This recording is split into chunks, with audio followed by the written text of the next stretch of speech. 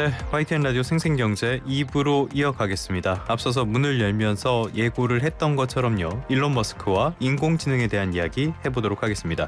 취재 수첩 생생타임즈 시간이고요. 더구루의 오소영 기자와 함께합니다. 오 기자님 나와 계십니까? 네, 안녕하십니까? 네, 안녕하세요, 오 기자님. 자, 머스크가 설립한 xAI 이쪽에서 그록3를 공개를 했는데 이게 화제라고 해요. 이 그록3라는 게 뭡니까? 네, 그록3는 이번에 머스크가 내놓은 AI 모델이고요. 예. 오픈AI의 챗GPT, 구글의 제미나이와 같은 모델이라고 생각을 하시면 됩니다. 그래서 이제 머스크가 이 그록3를 발표하면서 세계에서 가장 똑똑한 모델이라고 자신 있게 말했었는데요. 이게 xAI가 2023년 11월에 첫 그록1을 내놓았고요. 그 다음에 이번에 그록3를 2년 만에 내놓은 건데 그 2년 만에 경쟁사인 AI 모델들을 모두 제치고 여러 테스트 결과에서 좀 좋은 점수를 받아서 그 점이 주목을 받고 있습니다. 자, 얼마나 좋은 평가를 받는지는 조금 뒤에 살펴보도록 하고요. 이번 발표에서 주목할 만한 성과 어떤 것들이 있었습니까? 네, 요새 AI 시장에서 가장 핫한 두 가지 기능이 바로 추론과 에이전트인데요. 그렇죠. 네, 먼저 이 추론은 AI가 사람처럼 생각하는 기능을 가졌다라고 보시면 됩니다. 기존의 AI 같은 경우에는 데이터를 학습을 해서 그 학습한 결과를 토대로 빠른 대답을 내놓는데 좀 더 집중을 했다면 이 추론 기능이 탑재된 AI 모델들은 말 그대로 사람처럼 좀 논리적으로 오랫동안 생각을 하고 더 정확하고 정밀한 대답을 내놓을 수 있습니다. 그리고 복잡한 문제도 더 당연히 해결할 수 있고요. 이런 xAI에서 내놓은 이 그록3도 이번에 추론 모델을 내놓았었는데요. 그 대표적으로 시연을 했던 것 중에 하나가 게임 개발입니다. 테트리스 다들 아시는 그 게임과 비주얼드라고 해서 동일한 세 개, 보석 세 개 이렇게 가로나 세로 놓이면 없어지는 게임이 있는데 애니팡. 그 두 가지, 네, 맞습니다. 그 두 가지 게임을 결합을 해서 완전히 새로운 게임을 개발했는데요. 그 두 가지 게임이 어쨌든 룰이 다른데 이 룰을 둘 다를 다 적용해서 새로운 게임을 내놓았다는 측면에서 좀 신기한 시연이다. 정말 추론 성능이 많이 나아졌다. 이런 평가를 받고 있고요. 네, 그리고 아까 말씀드렸던 그 두 번째가 에이전트 기능인데 에이전트는 일종의 구글이라고 보시면 될 것 같습니다. 그래서 필요한 정보를 찾아가지고 그 정리를 해주고 그거를 좀 답변을 쉽게 이해할 수 있게 해주는 그런 기능을 갖고 있는데요. 이번에 그록3 기반의 에이전트 딥 리서치를 공개를 했습니다. 그래서 실제 시연 장면에서는 이제 딥 리서치 기능을 활성화하고 그리고 질문으로 스페이스X의 로켓 스타쉽이 다음에 언제 발사되니 이거를 물었더니 이 xAI 그록3에서 진짜 사람처럼 하나하나 검색해서 그 결과를 보여줬는데요. 그래서 처음에는 위키피디아 들어가서 이제 관련된 내용을 정리해서 보여주고 거기서 좀 더 부족한 내용은 로켓런치 .org라던가 좀 더 다른 사이트를 이용해서 하나하나 세분화된 정보를 찾아가는 모습들을 보여줬습니다. 그래서 이런 두 가지 기능이 가장 좀 주목할 만한 기능이었다라고 볼 수 있습니다. 확실히 세상 모든 것들은 저를 기다려주지 않는 것 같습니다. 너무 앞서가는 것 같아요. 적응을 못하겠네. 그러니까 AI 시장에서 핫한 기능들 이런 것들은 다 넣었다라고도 볼 수가 있는데 결국에 중요한 거는 이미 나와 있는 다른 회사들의 모델 여기에 비해서 성능이 어떻냐 이 부분이 아닐까 싶어요. 여기에 대해서 어떤 평가 나옵니까? 네, 다른 모델이랑 비교한 성능 테스트 그 결과들을 이번에 다 공개를 했는데요. 그 결과들은 당연히 그록3가 좋다 이렇게 나왔습니다. 그래서 먼저 이제 고급 수학, 과학, 코딩 분야에서 성능을 측정한 결과를 보면 그록3가 이 경쟁사 모델들보다는 더 점수가 높게 나왔는데요. 예를 들어서 이제 작년 미국 수학경시대의 문제로 AI 모델을 테스트를 해봤더니 그록3는 52점이었는데 오픈AI의 GPT-4는 9점, 그리고 딥시크의 V3는 39점이었다. 이렇게 결과가 나왔습니다. 그리고 AI 성능 평가할 때 또 유명한 평가 중에 하나가 챗봇 아레나인데요. 여기서도 그 그록3가 최초로 1,400점이 넘었습니다. 이 챗봇 아레나는 두 AI 모델한테 같은 질문을 하고 좀 더 나은 질문을 한 AI한테 점수를 주는 방식으로 측정이 됩니다. 근데 이게 블라인드 테스트거든요. 그렇기 때문에 좀 객관적이다, 신뢰도가 높다 이런 평가를 받고 있는데 이 챗봇 아레나 테스트에서 좋은 점수를 받았던 점이 주목을 받고 있고요. 그리고 추론 성능에 대해서도 비교 분석을 했습니다. 그래서 이 부분도 당연히 점수가 높게 나오긴 했지만 다만 이 오픈AI O3가 지금 현재 나온 모델 중에선 가장 고성능의 추론 성능을 탑재한 AI 모델이다. 이런 평가를 받고 있는데요. 이 O3가 빠졌거든요. 예. 그래가지고 뭐 일부에서는 그록3가 O3보다는 못하다 뭐 이런 이야기도 조금은 나오고 있는 상황입니다. 그러니까 오픈 AI의 최신 모델과 비교하면 약간 빠질 수도 있지만 어찌됐건 굉장히 훌륭한 성능을 보여줬다라고 볼 수가 있을 것 같은데 그렇다면 XAI, 오픈 AI 두 회사의 CEO들끼리도 맨날 티격태격 하잖아요. 이렇게 사이가 안 좋은데 대항마가 될 수 있을까요?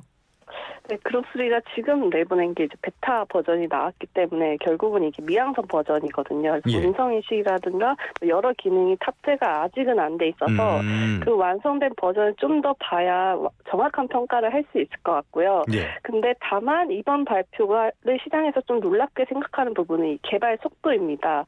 이 머스크가 오픈 AI를 나와가지고 XAI를 설립한 게 2023년이고요. 예. 네, 그해 그록 1을 내놓았고 이듬해 8월에 그록 2를 내놓았습니다. 그러니까 불과 지금 한 6개월 만인데 그록 3의 성능이 엄청 발전을 했다는 거거든요.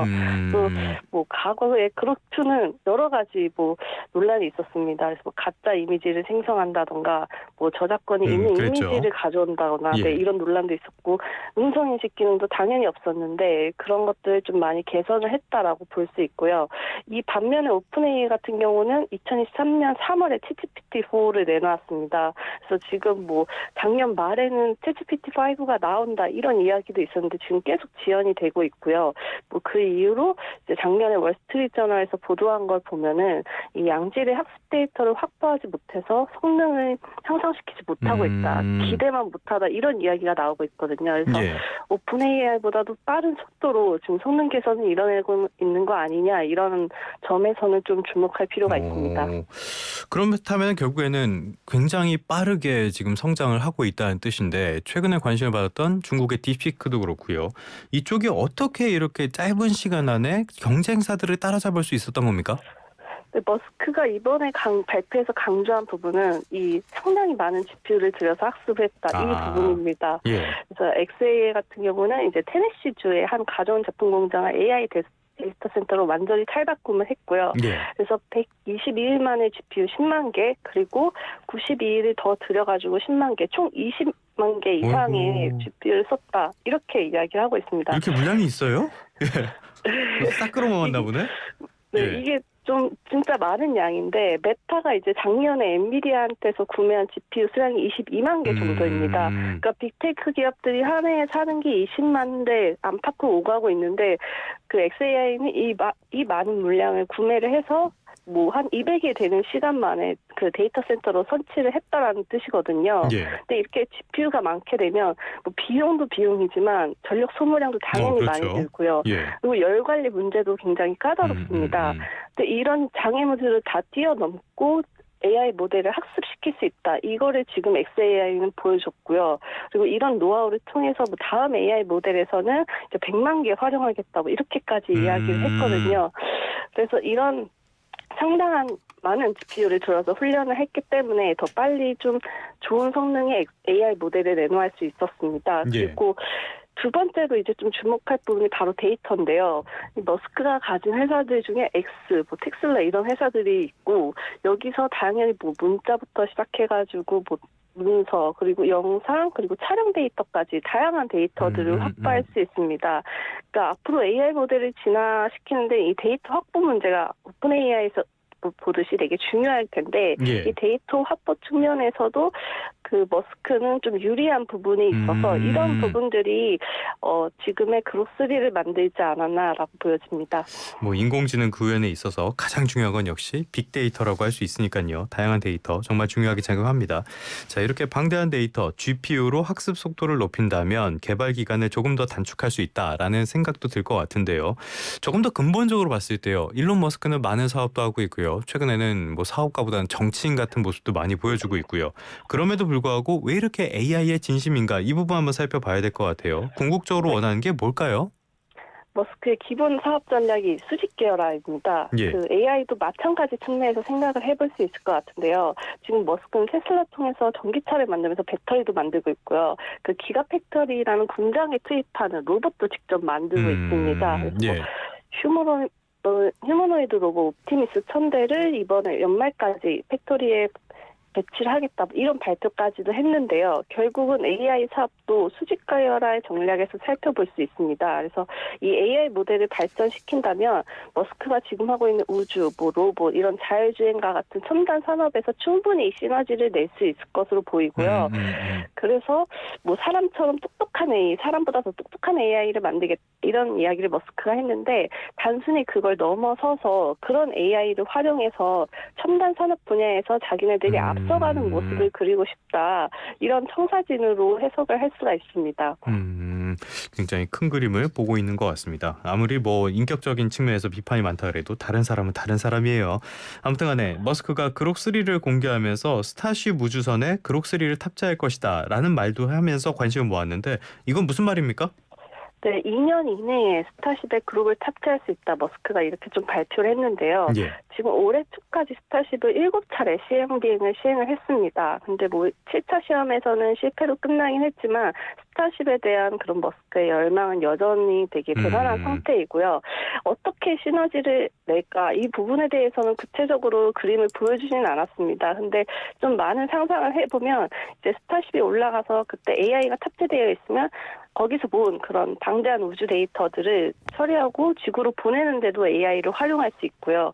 그리고 우주 탐사를 할 때 최적의 경로를 짜거나 아니면 뭐 자율주행 탐사를 하는 데 있어서도 AI를 활용할 수 있습니다. 그러니까 AI와 스타쉽, 그 우주의 그 시너지를 충분히 모색을 할 수 있기 때문에 이 그룹을 탑재해서 쏘아 올리겠다 이런 이야기를 머스크는 하고 있는 것으로 보여집니다. 알겠습니다. 정말 너무 큰 그림이라서 저 같은 일반인들은 잘 상상이 안 갈 정도인데 다른 회사들도 이 머스크의 XAI를 그냥 보고만 있지 않을 것 같아요. 다른 기업들은 어떻게 대응하고 있습니까? 네, 오픈AI는 챗GPT4부터 시작해가지고 이제 다양한 AI 모델들을 내놓고 있습니다. 그래서 뭐 문장만으로 고품질 영상을 만드는 소라 그리고 그 복잡한 연구 과제를 수행하는 딥리서치 그렇죠. 같은 기능들을 선보였는데요. 이렇게 여러 가지 기능들을 선보이는 이유는 결국은 오픈AI는 챗GPT를 추후에 뭐 구글과 같은 하나의 플랫폼으로 만들겠다라는 것으로 좀 보여집니다. 네네. 뭐 최근에는 이제 단말기까지 만들겠다, AI 전용 단말기를 만들겠다 이런 이야기를 했는데 이 AI 전용 단말기에는 디스플레이가 없는 완전 새로운 단말기가 될 것이다. 이런 이야기 나오고 있습니다. 네네. 그러면 지금은 사람들이 스마트폰 켜서 바로 인터넷 켜고 네이버로 날씨 찾고 보고서 작성하고 이럴 텐데요. 이 기능들을 결국 그 단말기를 통해서 챗GPT가 다 해낼 수 있다. 이런 큰 그림을 그리고 있다고 보여지고요. 예. 그리고 메타는 오픈소스의 대표 주자로 꼽힙니다. 그 이유는 바로 메타가 기본적으로 SNS 회사이기 때문인데요. 그래서 AI를 접목을 SNS에 해서 어떻게 좀 더 SNS를 재밌고 편리하게 쓸 수 있을지를 고민하고 있기 때문에 이 오픈소스 전략을 통해서 다양한 개발자들 좀 더 유입시키고 AI 모델을 좀 더 빠르게 진화시키겠다. 그래서 좀 더 좋은 사용 사례를 만들겠다. 이런 전략을 지금 취하고 있습니다. 알겠습니다. 경쟁사들도 열심히 뛰고 있고요. 그런데 앞서도 전해주셨지만은 챗 GPT 차기 버전이 늦어지고 있다라고 말씀해 주셨잖아요. 후속작 어떻게 준비되고 있습니까? 네, 챗GPT 4.5를 이제 수주안을 출시하겠다. 그리고 챗GPT 5도 이어서 내놓겠다라고 발표를 했습니다. 그 챗GPT 5부터 달라지는 가장 큰 지점은 이전에는 뭐 5.3, 5.1 이렇게 해가지고 추론 모델들이 있었는데 이 추론 모델은 더는 개발하지 않고 챗GPT 5부터는 이 추론 기능을 다 탑재시키겠다 이렇게 이야기를 하고 있습니다. 그래서 너무 많은 제품들을 내놔서 소비자들한테 선택 장애가 오는 부분들을 맞아요. 뭐가 문제 모르겠어요. 예. 네.